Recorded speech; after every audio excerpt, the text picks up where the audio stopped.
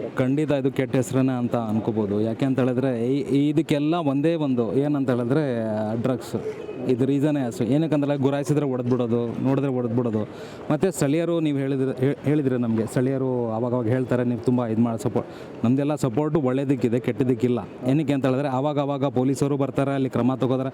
ಮತ್ತು ಇನ್ನೊಂದು ಏನಂತ ಹೇಳಿದ್ರೆ ಇವಾಗ ಕೊಲೆ ಆಗಿದೆಯಲ್ಲ, ಅಲ್ಲೇ ಹತ್ತಿರದಲ್ಲಿ ಒಂದು ಯಾರೋ ಮಸೀದಿ ಅಂತ ಇದ್ದಾರೆ ಮೈದಾನಲ್ಲಿ, ಪೊಲೀಸರು ಬರ್ತಾರೆ, ಅವಾಗ ಓಡೋಯ್ತಾರೆ, ತಿರ್ಗಾ ಬರ್ತಾರೆ. ನೋಡಿದ್ರೆ ನೀವು ಮಧ್ಯರಾತ್ರಿ ಗಂಟನೂ ಗುಂಪುಗಳೆಲ್ಲ ಕೂತ್ಕೊಂಡಿರ್ತಾರೆ. ಅಲ್ಲಿಂದ ಜೀಪ್ ಬರೋದು, ಇಲ್ಲಿಂದ ಓಡೋದು, ತಿರ್ಗಾ ಒಂದು ಸ್ವಲ್ಪ ಹೋದ್ರೆ ಅವ್ರಿಗೂ ಕೆಲಸ ಇರ್ತದೆ ಇವರು. ಬಟ್ ನಾವೇನು ಕೇಳ್ತಾ ಇದ್ದೀವಿ, ಬೆಸ್ಟ್ ಏನಂತ ಹೇಳಿದ್ರೆ ಈ ಥರ ಮಾಡ್ತಾರಲ್ಲ, ಅಂದರೆ ಇವಾಗ ಯಾರು ತೊಗೊಬಂದು ಇದು ಮಾದಕ ವಸ್ತುಗಳೆಲ್ಲ ಸೇಲ್ ಮಾಡ್ತಾರೆ, ಎನ್ಕೌಂಟ್ರೆ ಮಾಡಿ ಬಿಸಾಕ್ಬಿಡಿ ಒಂದೆರಡು, ಏನೂ ಆಗಲ್ಲ.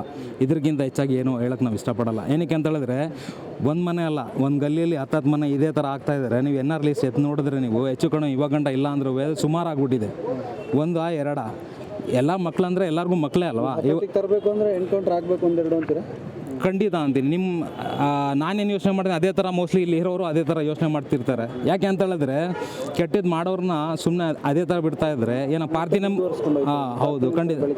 ಪಾರ್ಥಿನಮ್ ಒಂದು ಎಳೆದು ಬಿಸಾಕಿದ್ರೆ ಅದು ಅವಾಗಲೇ ಅಲ್ಲೇ ಕಡಿಮೆ ಆಗೋದು. ಇಲ್ಲ ಅಂದ್ರೆ ಅದು ಬಿಟ್ಟರೆ ಅಲ್ಲೇ ಮೇಲ್ಗಡೆ ಕಟ್ ಮಾಡಿ ಅದು ಹಂಗೆ ಬೆಳ್ಕೊಂಡು ಹೋಗ್ತಾ ಇರ್ತದೆ. ಸೊ NR ಅದೇ ಥರ ಆಗ್ತಾ ಇದೆ, ಪಾರ್ಥಿನಮ್ ಥರ ಬೆಳ್ಕೊಬಿಡ್ತಾ ಇದೆ. ಇರೋ ಸ್ಥಳೀಯ ಡಿಪಾರ್ಟ್ಮೆಂಟು ಕಮಿಷನರ್ ಸಾಹೇಬ್ರ ಹತ್ರ ನಾವು ಸ್ಪೆಷಲಿ ರಿಕ್ವೆಸ್ಟ್ ಮಾಡ್ತೀವಿ. ಏನಂತ ಹೇಳಿದ್ರೆ ಇದಕ್ಕೆ ಕಠಿಣ ಕ್ರಮ ತಗೋಬೇಕು. ಮತ್ತು ದಯವಿಟ್ಟು ಉದಯಗಿರಿ ಸ್ಟೇಷನಲ್ಲಿ ಸೆಟಲ್ಮೆಂಟ್ನ ಬಿಟ್ಟು ಕೇಸ್ಗಳನ್ನ ಮಾಡಿ ಅಲ್ಲಲ್ಲೇ ಅದನ್ನು ಮುಗಿಸಿದರೆ ಖಂಡಿತ. ಬರೀ NR ಏನಕ್ಕೆ ಆಗ್ತದೆ, ಅಕ್ಕಪಕ್ಕನೂ ಏರಿಯಾ ಇದೆ ಅಲ್ಲ, ಮೈಸೂರಿಗೆ ಸೇರೋದನ್ನ ಬೇರೆ ಹಲವಾರು ಏರಿಯಾಗಳು ಇದೆ. ಬಟ್ ಪರ್ಟಿಕ್ಯುಲರ್ ಇದೇ ಏರಿಯಾ ಏನಕ್ಕೆ ಈ ಥರ ಆಗ್ತಾಯಿದೆ ಅಂತಲೂ ತಾವು ಇದ್ರ ಬಗ್ಗೆ ಯೋಚನೆ ಮಾಡ್ತೀವಿ.